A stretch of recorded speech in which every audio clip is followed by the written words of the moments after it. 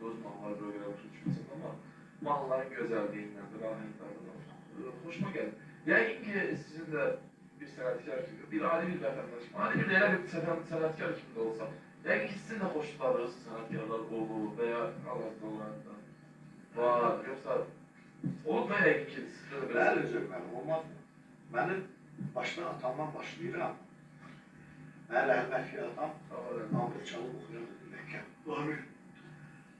Şimdi o tambur, öyle ben ona öyle ilişmiştim ki, o böyle hevesim vardı ki daha. Ben ona el çekebilmirdim. Balacaydı. Tamburu götürüp çalırdım, çekirdim, sim kırılırdı. O salma hünerim yok idi. Adam da yaxşı bir inşallah bir bakımda gelir evin ambur üstünde ip yok. Sim yok. Yaxşı çırpardı benden. O çırpmakla yanından çıkmaz. Şimdi sanatkarlar üzerinden ister Dağçı'da, ister balkonda, ister çardaklarda, ister carda, her tarafta okuyanlar olur. Okuyan da var, okuyan da var. Benim alemimde mesela ben bilemez sonra bizim Zaqatala rayonunda Avar dilinde okuyan 3 tane sanatkar. Biri canlı okuyor var Mehmet.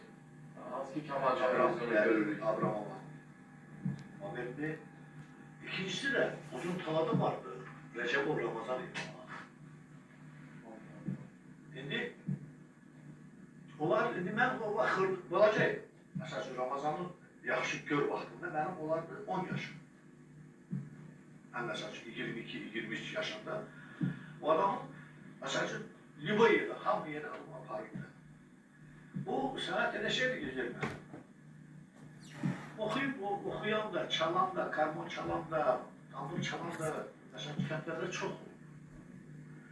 Beni o rəhmətli atamdan qaldığı o şey, benim ona həvəsim oldu ki, ben ona ayrıla bilmem. Demək istədim nədir? Allah Teala indi hamının əldə təsbih tutanmalı olmur.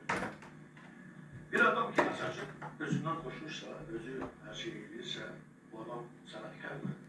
Bir de şey var, mahnı, Liboy mahnı əzbərdir bu var.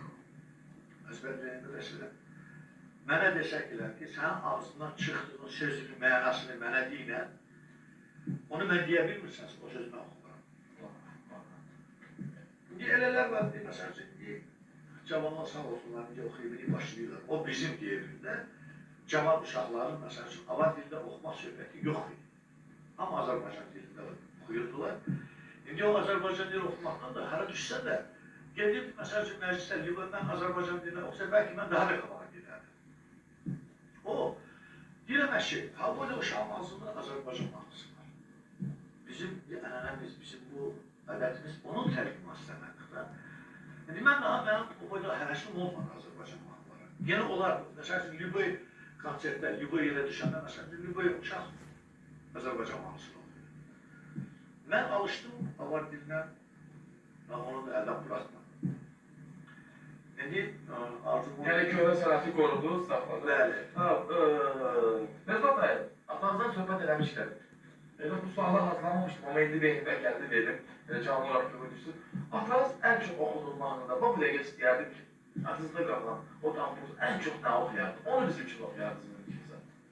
Onlar adınıza sağlam. Nə oxuyardı? O kişi, məsəl üçün, onun o boyda özünü salamı yox idi. O boyda özü qoşub, özü oxuyardı. Bilmirdi. Ama aslında bir müğənnilərin ən çox xoşladığı bir mahnısı olur ki, ən çox onu çox sözləri var. Məsələn, yerli havaları oxuyub çalırdı kişi.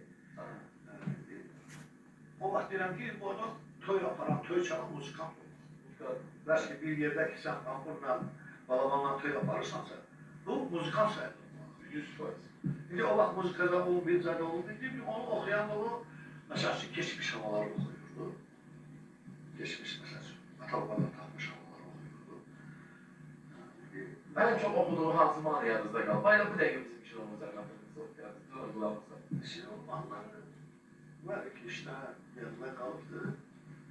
Onun mahnısına Ampurda, Karmon'da oxuyacaq. Karmon'da öyle mi? Ha, tabii.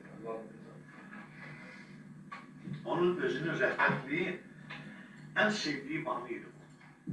Aha, aha.